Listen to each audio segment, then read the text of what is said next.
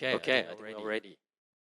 So, just want to quickly welcome everyone to the panel discussion here. I heard that we have now 58 minutes maximum to go, and everyone says at 10:30 we have to be back in the room, or you can still join the next session. But welcome to our session on early warning. This is an interesting session because we are not talking only about early warning, but how early warning can connect to local actions. And we have a very diverse group of panelists here. So since this is an early warning session, let me begin by asking a very simple question. Did anyone look at weather forecast last night and plan for the rain this morning? That was the very simplistic, the simplest way of an early warning that you all are already aware of. We're gonna talk deeper than that. So today we have a group of panelists representing international organizations, also technology developer, technology adopter, as well as someone who joining online who represent local adopters of early warning and take actions. So let me just take a moment to introduce the panelists. First, I have Dr. Robert Emerson, who is the associate program manager from the NASA disaster program. Robert. And we have Mr. Nitai Desarkar from the government of Bangladesh. He's the director from the Department of Disaster Management. I also have Mr. Johan Luther, technical coordinator of WMO, and I have two other persons online. One is Miss Amy Yahiro. She is the deputy director of the Development Cooperation Division of the Japanese Red Cross Society. And last but not the least, Miss Fenol Lavani. Very interestingly, we have Miss Lavani representing the legal side of early warning. She is the regional disaster law coordinator for the Asia and the Pacific for IFRC. So as you see, we have a very diverse group, very diverse experience on this stage. What I will do is that we'll spend the first half an hour to discuss with the panelists. I will ask some very difficult questions to them, and they will answer just to paint the picture for you to have a bit of understanding of what early warning can be done for different aspects. Then I will turn the floor to you for your turn to ask more difficult questions to them. And then I'll come back at the end to wrap it up. So this is a simple way of what we will try to achieve together in the next 1 hour. So with that, let us start with the first question. And I want you to go to Johan first. As you are in the thick of the early warning for all initiative, which had been recently adopted, I read it and I saw that you guys set a very ambitious goal that every person on Earth need to be protected by early warning system by the year 2027. Then from your own view and from the view of WMO, how do you see innovations in early warning playing not only coexist with local actions, but support each other in achieving this ambitious goal? And the next question is, what are the biggest challenges now and how will we overcome this together? That's the question for you, Mr. Johan. Thank you very much for these very comprehensive questions. And thank you very much for the invitation to this panel. So I'm based in the regional office of the World Meteorological Organization, WMO, in Singapore. So this session, I understand, focuses a bit on Asia Pacific. And maybe let me quickly say something about WMO and about the Early Warnings for All initiative as a whole before coming to your questions. So WMO is a specialized agency of the United Nations and the authoritative voice on weather, water and climate of the UN system based in Geneva. And we recently went out to the regions and established small regional offices there to be a bit closer to our member states and to really what is happening on the ground and be more supportive of them. And we provide a framework for cooperation in meteorology and operational hydrology. And we also work on the standardization of meteorological data and information, on the fast exchange of this information, and on the respective capacity development and training that is necessary for that, and the cooperation between meteorological services and hydrological services. And as such, early warning is really at the core of our mission. And of course, WMO, since its inception, has worked on early warning systems for a very, very long time. And the partners that now came together as under the Early Warnings for All initiative have also worked together for a long time. Already in the 90s, we had early warning conferences. Then we had multi-hazard early warning conferences and checklists, and the whole framework of early warning systems was established. And then we had in Sendai the Target G, the global Target G, on substantively increasing the coverage and accessibility to early warning systems, multi-hazard early warning systems. But over the years of implementing the Sendai framework, not all countries are covered by these systems, and they don't have early warning systems that warn the population of the most destructive hazards that affect these countries.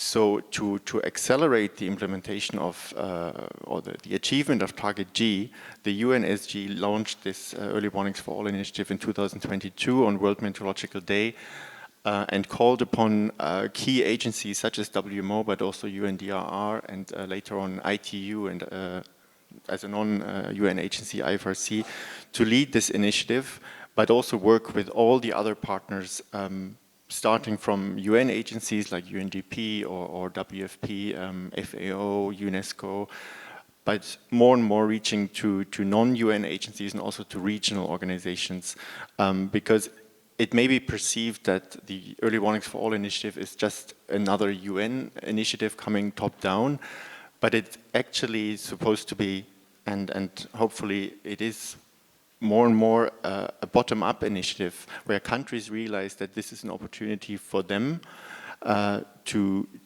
partner up in country, but also with other countries, and receive the support from the UN system, and through them also from a variety of donors. Now, you were asking about some examples and some challenges.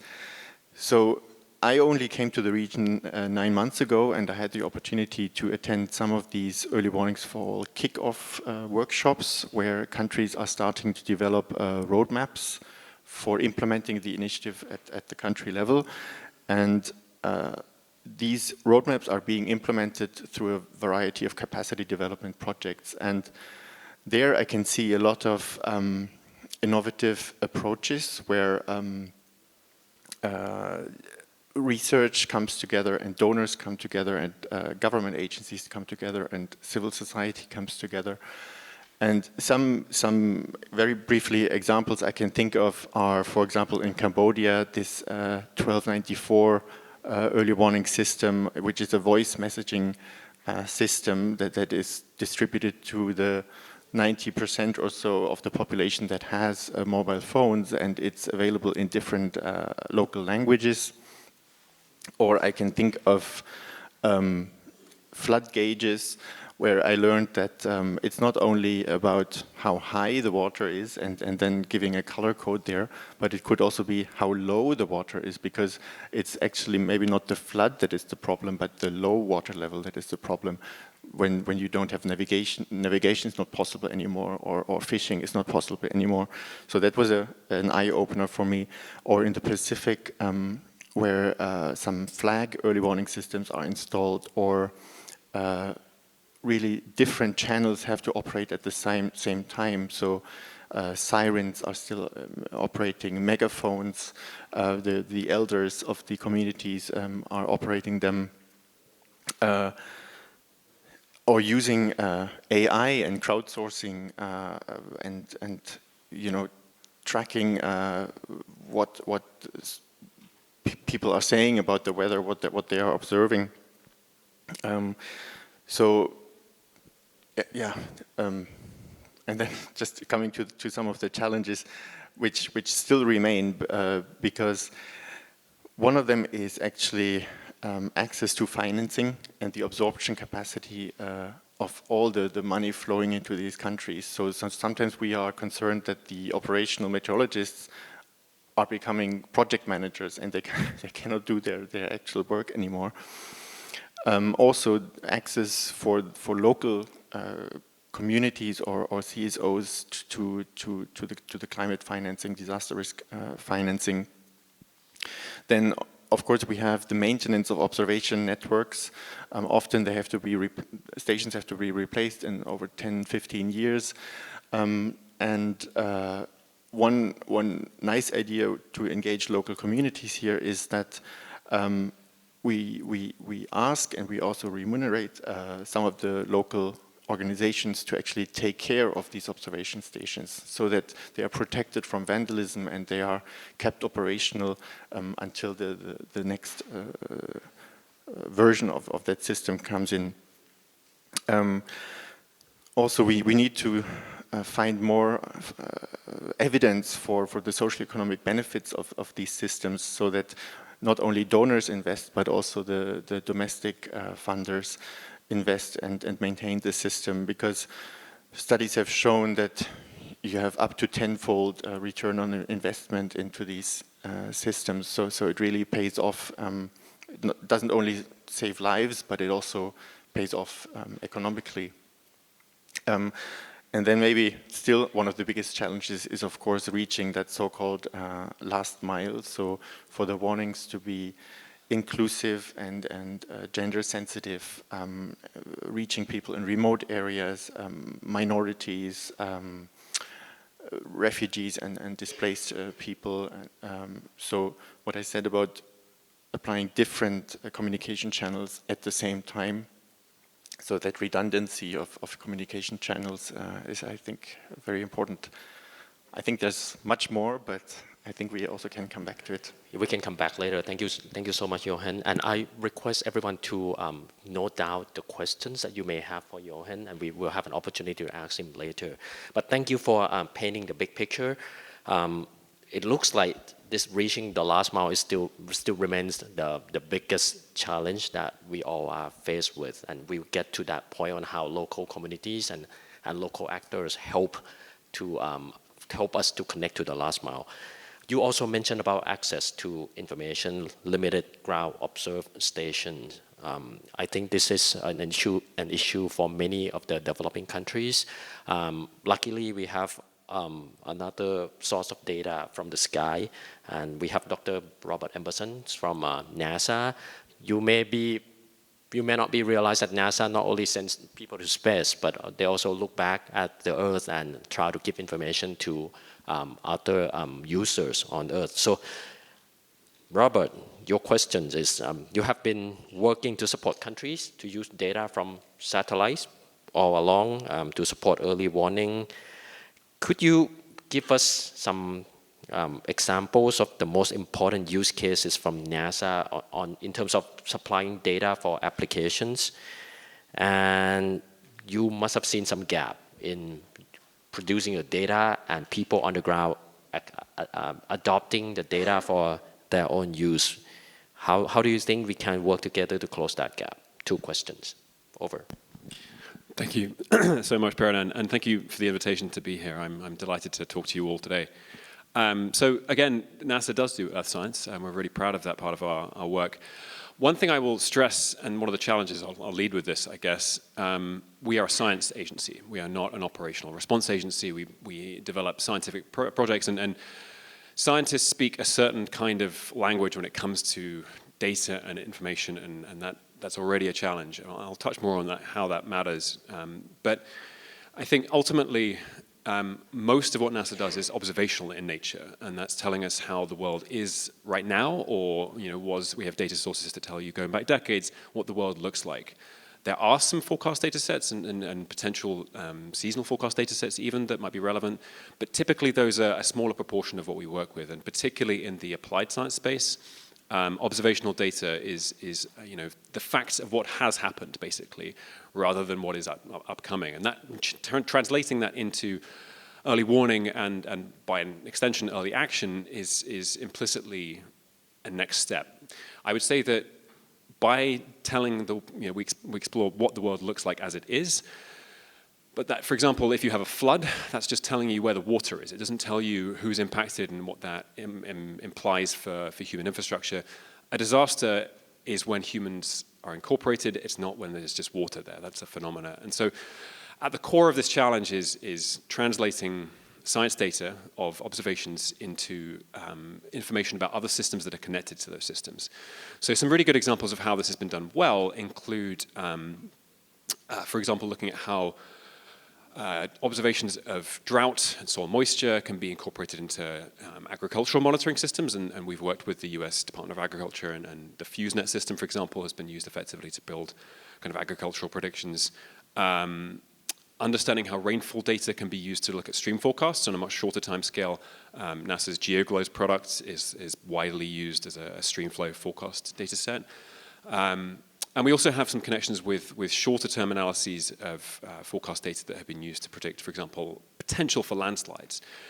So there's all sorts of different hazard analyses that we've looked at. And I think these are some good examples, and we are certainly proud of this. But again, I think there is a big gulf between actions needed for early warning and translating and having that kind of translation from what science data is needed. So for example, if I was to ask, am I going to need to know what the weather's going to be out today? Is this road that I'm going to drive down going to be impacted? You can't answer that question with science data, with space-based data alone. You need to know where the roads are, what the connectivity of those systems looks like. And I think where we've had most success is partnering with groups to do kind of combined system approaches. So thinking how our observations from orbit can be paired with ground-based analyses of, let's say, road connectivity or agricultural systems to inform something about what those systems might look like in the future. And this, to me, is where this challenge lies. And I think you look at a lot of scientists, and they have a very deep domain expertise, and specifically science data from orbit is particular in this case, because the data is often complex. And so the scientists working on those systems that we support have a very kind of depth-first knowledge. And I think to do these kind of early warning questions, you need to know a lot about the humanitarian aspects, the questions that are going to be asked by stakeholders on the ground, as well as the potential breadth of data sources that are going to be out there. And I think one potential solution, one thing we found is that you can have a lot of success with having kind of generalists be involved in this, in the middle of it, and understanding how that can be how all sorts of different data can be built into those systems. So one good example, last week, the program I'm part of, NASA's Disasters Program, launched our new disaster response coordination system. This is an effort to leverage science data and earth science data from NASA to support disaster response.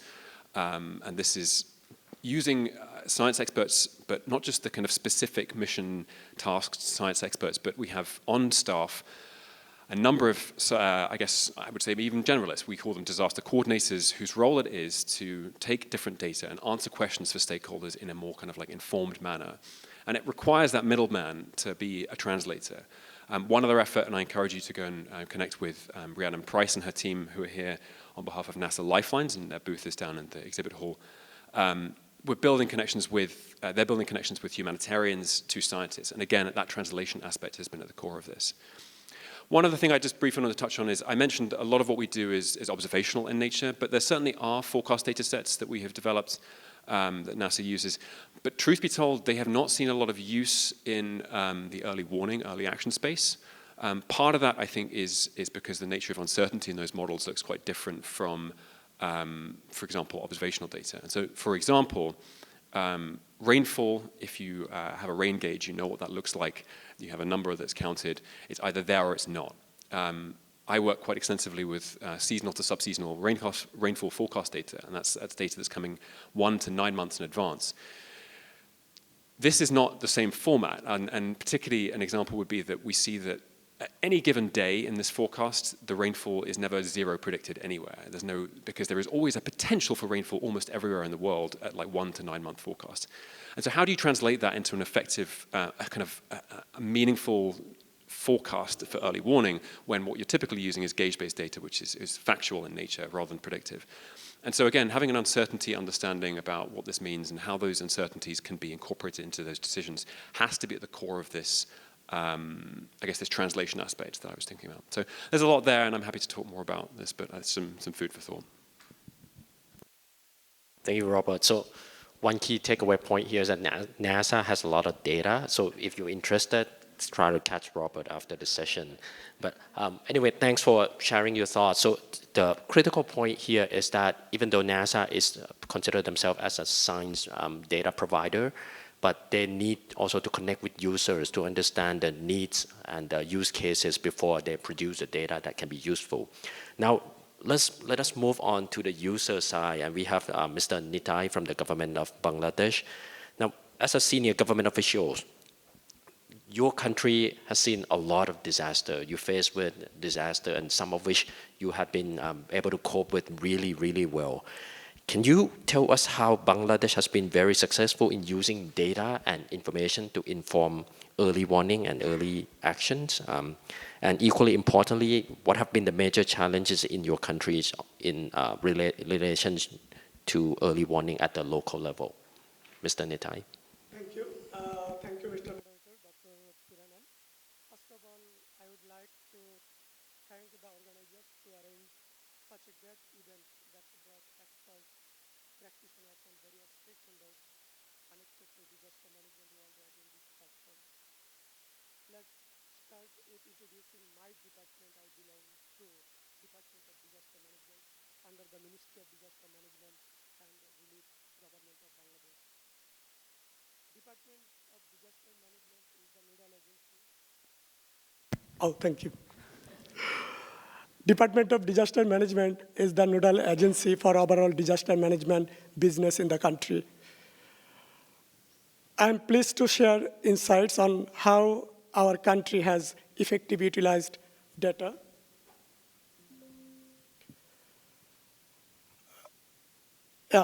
I'm pleased to share insights on how our country has effectively utilized data and information to guide early warning actions, as well as the challenges we face at the local level. First of all, let me share some mandatory provisions regarding early warning system in Bangladesh.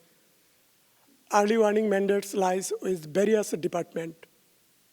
Bangladesh Meteorological Department, Flood Forecasting and Warning Center under the Bangladesh Water Development Board are the main two agencies for generating early warning system, early warnings in the country.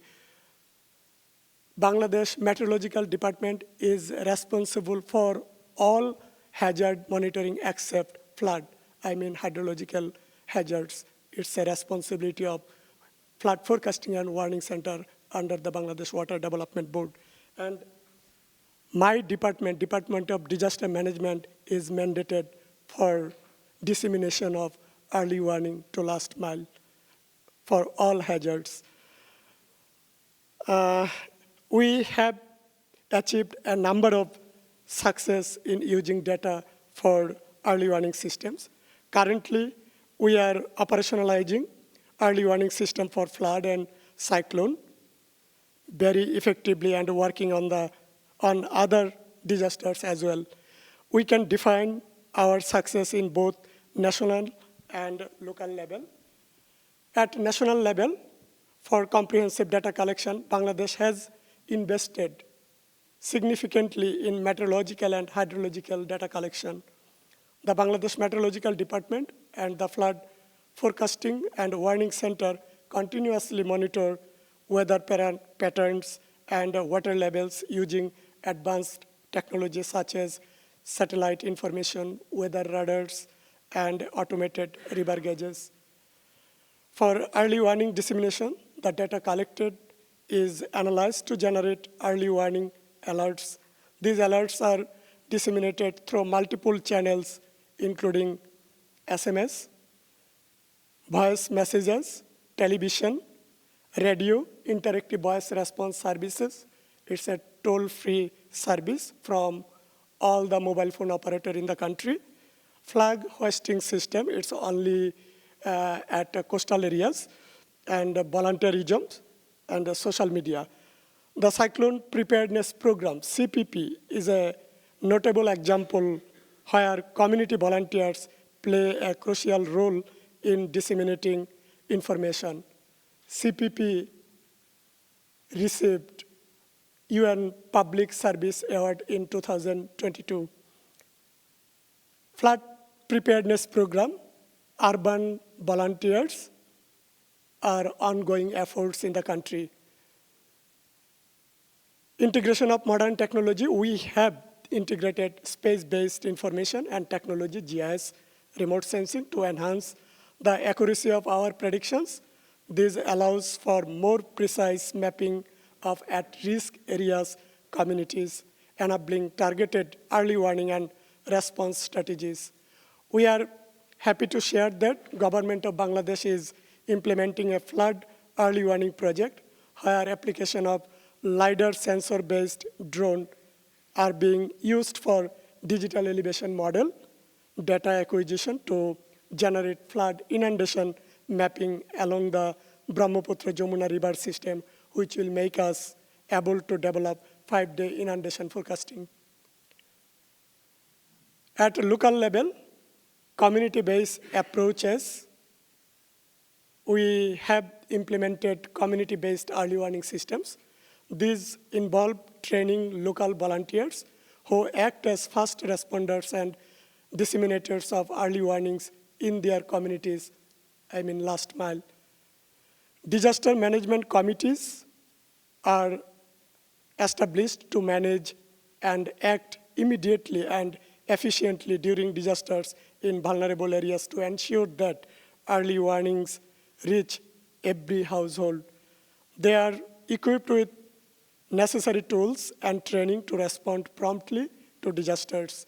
Moreover, an online database has been developed that contains major information of disaster management committee members, names, designations, phone numbers, and so on of every disaster management committee. Public awareness campaigns are conducted to ensure that communities understand the warning signals and know the appropriate actions to take. This has significantly improved the community response to early warnings. Of course, challenges in early warning at local level remains. Although we have achieved many successes in disseminating early warning from top to bottom of our administrative levels, we still need to manage some challenges. We have technological gaps. Despite advances, there are still technological gaps, especially in remote and rural areas. Limited access to internet and mobile networks can hinder the timely dissemination of early warnings.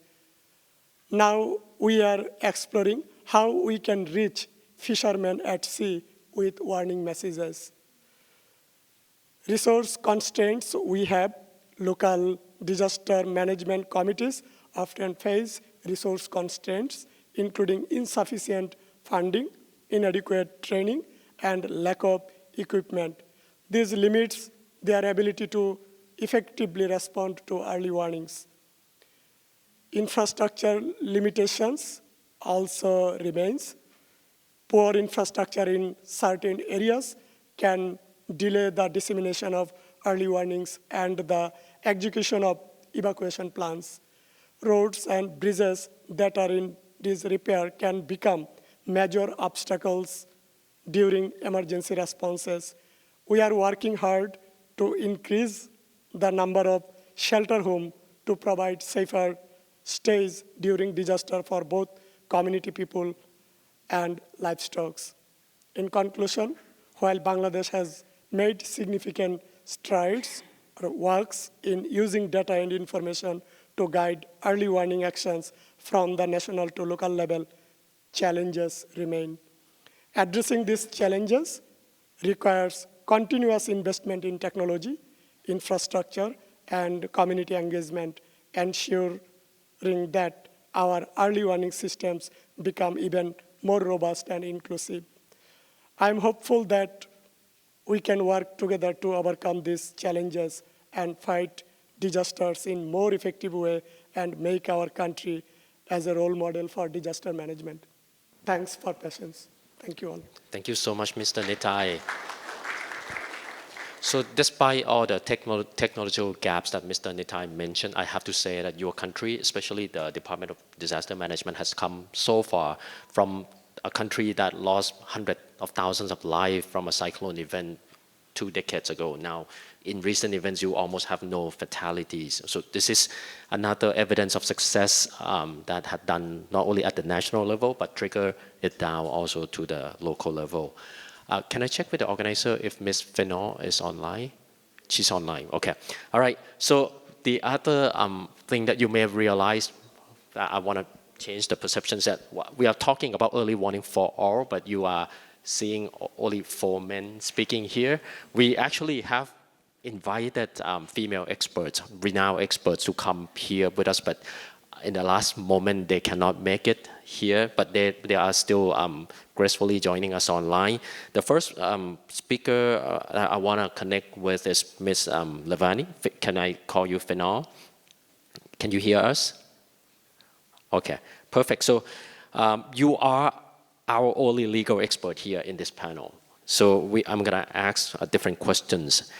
The legal aspect of disaster risk management and especially early warning is something that sometimes we forget about.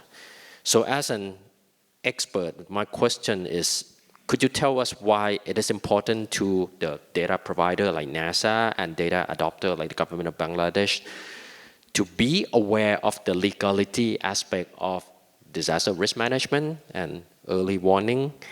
And my next question is, when it comes to us, all the practitioners, what are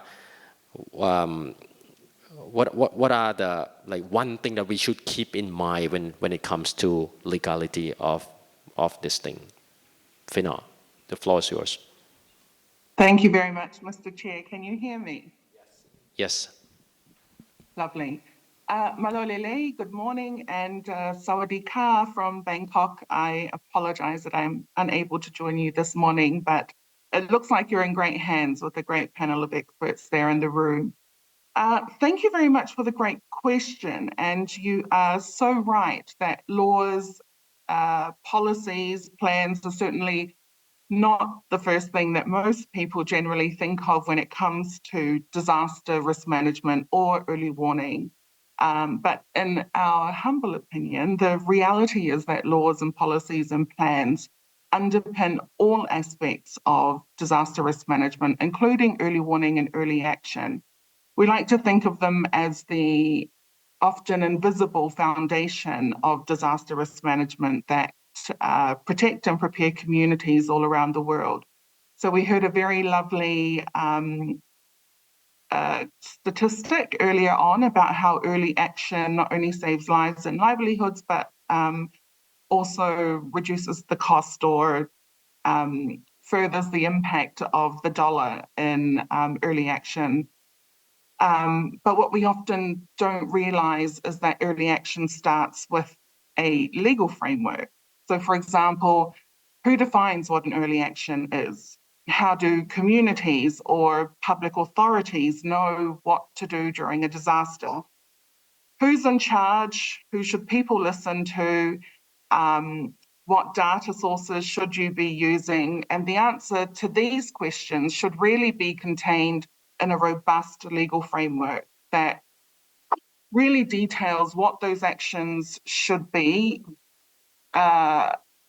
when they happen, and also who is responsible for them. So this is essentially what disaster law is. They are legal frameworks that enable governments to allocate resources for preparedness and early action measures, such as establishing an early warning system, pre-positioning emergency supplies, again, as we mentioned, the type of data sources they should be using for early warning systems, or ensuring that emergency response funds are available.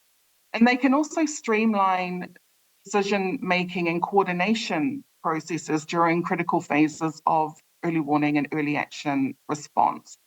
Unfortunately, because we overlook them so often, we usually don't think about it until it's too late, until we are trying to undertake anticipatory action or early action, but we realize there's no current provision in the law to take gender considerations into account, or until we're trying to get funding released for community early action, but find there's actually no provision in the law or the policy or the plan for the early release of funds based on a warning. So legal frameworks are important because they clarify who can do what when we need it to. Legal frameworks are also important because they should hold people to account. So early warning data providers need to ensure the accuracy and the reliability, the timeliness of the data that they provide, and the decision makers who use this data for early warnings need to be aware of their responsibilities if they act or fail to act on accurate warnings. And this is another area where legal frameworks become really important, is because these legal guidelines often establish what are the standards for data quality and dissemination processes. And this helps ensure that early warning systems are based on high quality, reliable data, which not only helps in effective early warning, but also builds public trust in early warning systems. With regards to the second part of your question around legal protections for data providers and decision makers, this is no doubt a theme that comes up time and time again in our consultations and discussions, particularly with governments. And essentially, it's discussions around the fear of repercussions if they issue an early warning, but the disaster doesn't actually materialize. But at the same time, an entire early warning, early action process has been kicked into gear. So the questions we often get asked are, do they have to pay that money back to the disaster fund? Did they just waste time around valuable resources? Will people ever believe a warning again? And again, the legal framework here is crucial because it should protect those who are doing their jobs and doing it well. And as disaster law practitioners, we always advocate for a no regrets policy to be adopted in the legal framework. And of course, this is where legal actions are taken that can be justified whether the hazard or the events materialize or not, but which, if you carry out these actions, they still increase resilience. So we also advocate for immunity clauses in a lot of disaster management acts, which grant government agencies and also other decision makers immunity from liability when they issue warnings or when they're making decisions based on disaster data, provided that they are acting within the scope of their authority and they follow established protocols. On the other side of the coin, there can also be liability for those who fall or omit to issue a warning when data suggests that they should have done so.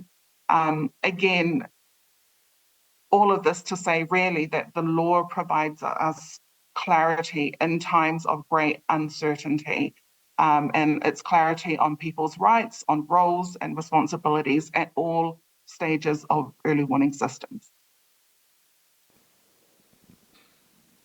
Thank you, Fino. This is critically important. I mean, everyone wants to do a great job in saving life, but don't forget on the legality side of early warning, especially when you go from innovation technology to actions on the ground. So this is something that you should keep in mind. So the last speaker is Ms. Emi Yahiro from the Japanese Red Cross Society. Can you confirm that she's online?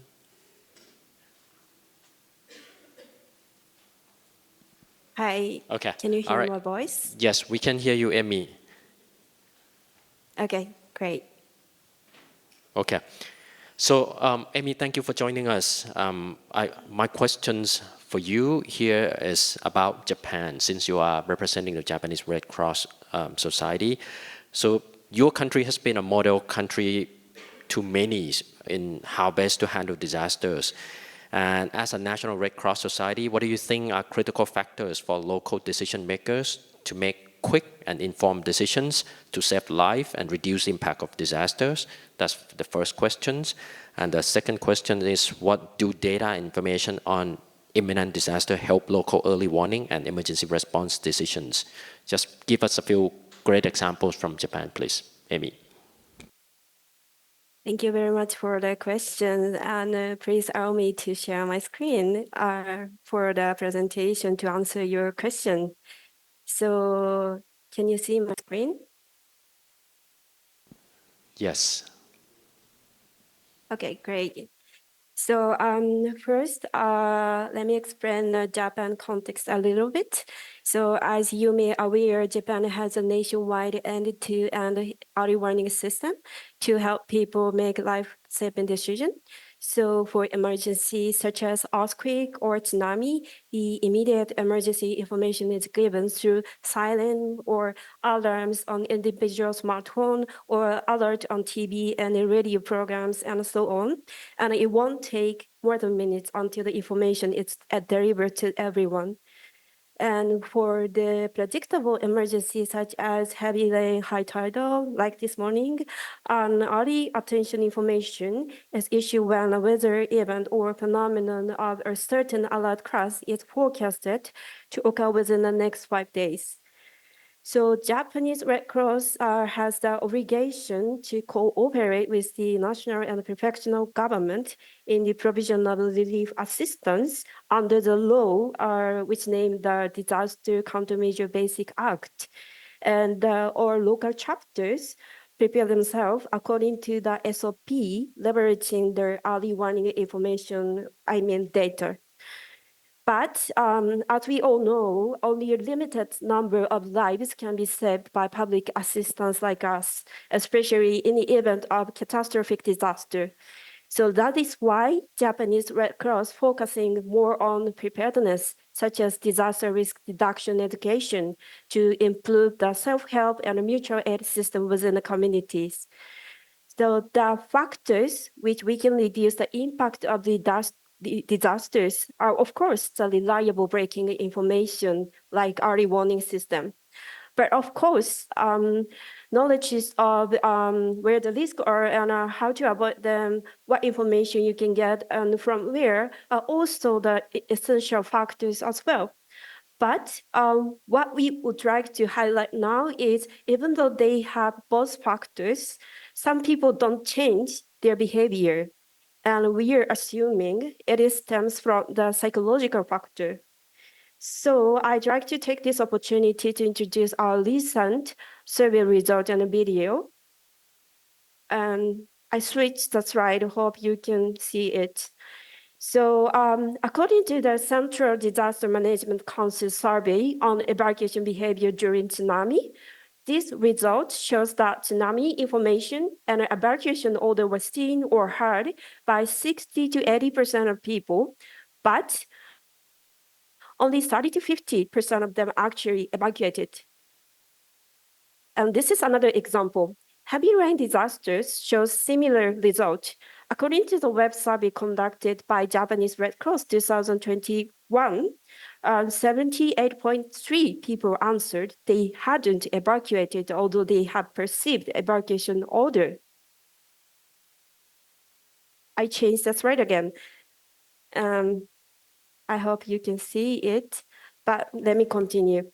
So reasons given not following the evacuation order include the neighbors and the friends didn't evacuate it, and they had not been affected in previous disasters, so they thought that would be fine this time as well.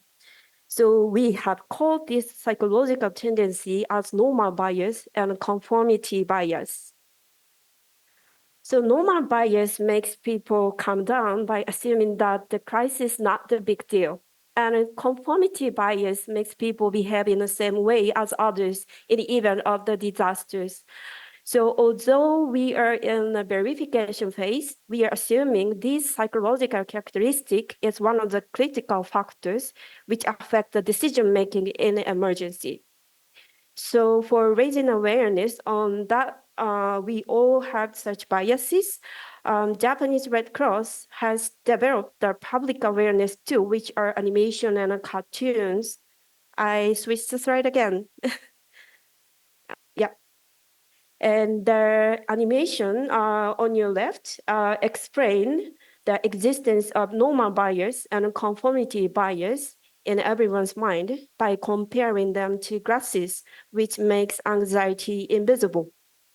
So I supposed to show this animation, but due to time constraint, I put the QR code of this animation on the bottom. So if you have a smartphone, this animation has an English subtitle. So please see it, and thank you very much.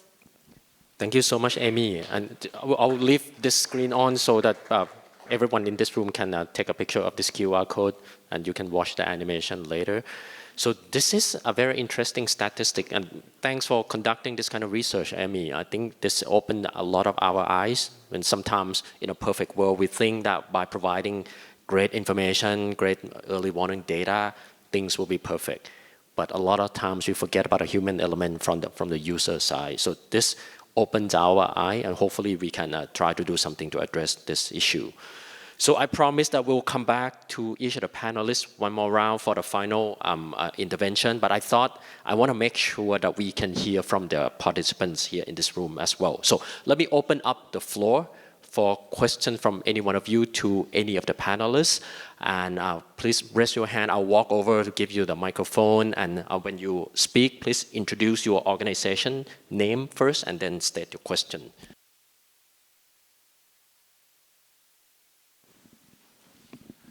Thank you. My name's Murray Dale from JBA Consulting. Fascinating insights to many of these issues. Thank you all very much. I'm interested in the idea of uncertainty in communication and interested in the panel's views on how you communicate early warnings that are not certain, because of course, especially with regard to flooding, no one knows exactly whether indeed it will flood or not, or how severe a flood will be. So in order to communicate that, we can use probabilistic tools, but at some point a decision needs to be made that is binary, as in, yes, we put up a demountable defense, or yes, we evacuate, or no, we don't. So I'm interested in your views about how you've maybe tackled this issue of translating uncertainty in particularly flood forecasting, but any early warnings, and if you have any lessons or insights on that. Thank you. Thank you. So I'll go back to you. You're the second question, but let me try to ask the panelists to answer the question first. I want to turn to Robert first, and then Mr. Nitai after. From the scientific point of view, how do you present uncertainties? So this is actually a key consideration for a lot of things. And I will say from a science perspective, scientists who are working on data, the uncertainty is often a reason why, and that move from uncertainty to a binary decision, often a reason why they don't engage in work in this space, frankly. And people are concerned that their work might be used in ways that they're like unconvinced by, or that it might lead to like the wrong decision, considering that they don't have the uncertainty. So I don't think we have a fantastic answer. I think that uncertainty communication is, we often end up doing this qualitatively. I think we end up in a place where we provide some version of, here's the data, here's the level of uncertainty. What does that mean for you as a stakeholder, and how certain your decisions need to be? In my experience, working with groups like FEMA and the States, some data is better than no data, and ultimately decisions that have any information are better than none. But that it's you're running away before you've even thought this through. So I'm convinced that we still haven't got a good answer to this, and I would love to hear the rest of the panel's thoughts, because I'm not going to. I'd love to convince scientists to get more engaged in this.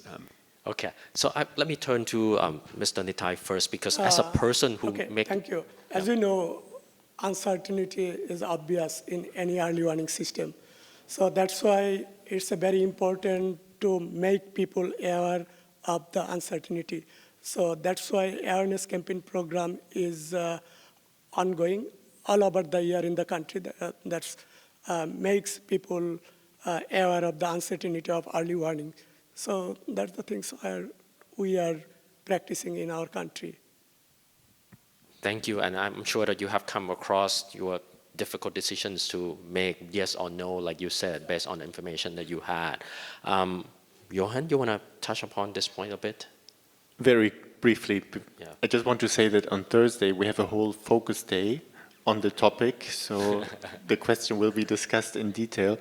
But just with regards to flooding, for example, I worked in a project where we visualized flood hazards in hazard maps, but we used different ways of delineating the flood extent and the return periods. So through actually experiments and surveys of the perception of these maps, we found that different ways of using symbols or lines or colors helps with communicating uncertainty. And then the other thing is, if you have no regret solutions, it may not be so bad if you take action and nothing actually happens. The flood does materialize. Thank you. And I said earlier that we must not forget the legality aspect of early warning. So I want to pose this question to Finor as well. So Finor, if you can still hear me, so this is about uncertainty in early warning. So even if we acknowledge that an uncertainty exists, we take actions and our actions turn to be a wrong actions. What comment do you have on that? Yeah, thank you, Chair. And I think just as was mentioned by Jochen, definitely that's absolutely what the no regrets policy exists for. Is I always say this a bit of tongue in cheek that law is a risky business, but there's a lot of risk, and having legal solutions like a no regrets policy or certain immunities when people are making decisions based on the information that they have, I think is a solution, as was mentioned, that will allow people to act and take the necessary precautions regardless of whether that disaster actually materializes. And something like a no regrets approach allows people to err on the side of caution rather than just simply walk away because you didn't have sufficient information. And I really like what was said, that little information is better than no information. Thank you. Thank you so much. So I invite you to continue this conversation in the session on Thursday, right, on uncertainties. Your question. Hi, my name is Fanny from Delta Research Institute in the Netherlands. And I would like to ask my question to the Disaster Agency of Bangladesh. I've been actively working 7 years in Bangladesh, and it's very nice, the overview that you provide. But also I would like to ask, how can we support from all of this planning, the Bangladesh data plan for 2100, but very much focus on the food security?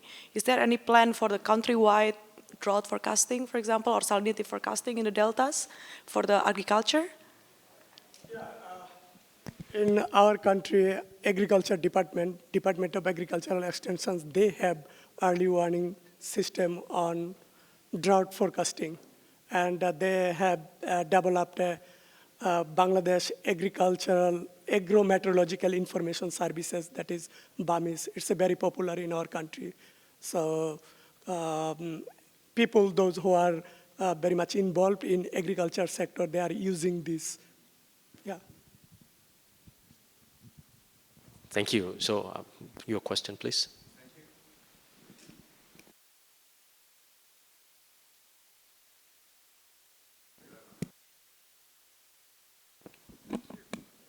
Thank you. I'm Micha Werner from IHE Delft, also in the Netherlands. And I'd like to come back to this question of trust and policies and mandates, because I think that's, in Bangladesh, you noted that very clearly. And in my experience in research, but very much in practice, that's one of the big issues, I think, of early warning. And I maybe like to come back to this early warning for all initiative, which, given the mandate of WMO, which is usually to the, and I'm in the hydrology side, to the National Hydrometeorological Societies. And I'm just wondering, how can you leverage this initiative, which I think is a great initiative, but also has the risk of stranding at the NHMS, at the Hydrometeorological Society, because if that is not a trusted partner to communities, it may fail. So, how can we leverage sort of this global initiative to, maybe help improve policies in countries? Because sometimes it's, I've worked in Colombia, for example, where just the fact that the NHMS sells data means that most people, there's like a distrust relationship. So people will not pick up on their forecast. So I'm just wondering how you can leverage this initiative to overcome that barrier. No, thank you for the question, and it's really key. And as I said, the partners working on early warning and early warning systems work is not new. But what is new with this initiative, in my observation, is that it's really a big push from the highest level, which really translates to the national governments, to the UN country teams, to the UN humanitarian teams, to really work together in a kind of standardized but flexible way.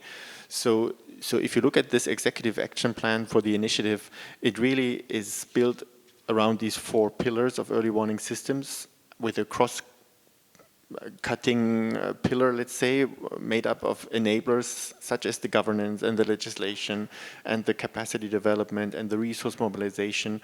So for me, it's really an opportunity and a structured way of working together, and eventually, like, Bangladesh is one of the focus countries, and to develop a plan of how to access resources better and faster.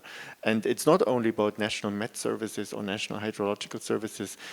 The civil society, the Red Cross is on board, the communication ministries are on board, the regulators and the providers of communication, the whole risk knowledge community. So hopefully building more on this impact-based forecasting. So not one agency cannot do it alone, not the global level, not the regional level, not the national level.